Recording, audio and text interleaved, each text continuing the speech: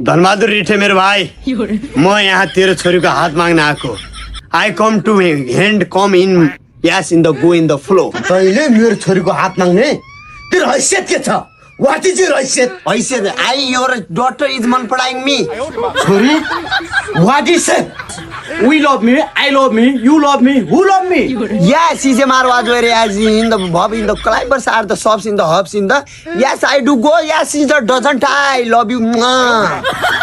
Yes! B5 बाबा उले बहुत ठीक भन्दैछ किनकि हामी एकअर्कालाई माया गर्छौं बाबा But why छोरी यो सब किन बाबा who is my first boyfriend बाबा Yes in the sleeping in the yes in the sleeping is keys of Bob in the Portugal and Egypt are the friend and they are discussing about the match quarter final of the Argentina goal by James Messi जसरी भए पनि ससुरो मेरो भाइ तैले तेरो छोरी मेरो हातमा दिनै पर्छ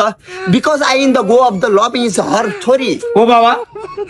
मलाई उसीसँग बिहे गराइदिनुस् बाबा म खुसी हुन्छु बाबा तर छोरीले कसरी पाछ तिमीलाई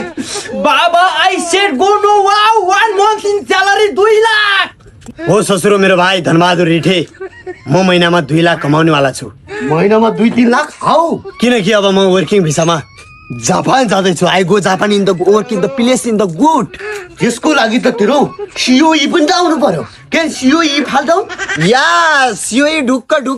किन भन्दाखेरि मैले मारु एजुकेसन कन्सल्टेन्सीमा आफ्नो जापानिज अध्ययन गरिरहेको छु जो छ अहिले पोखराको न्यू रोड स्थित मारु education wow I like it छोरी गो यस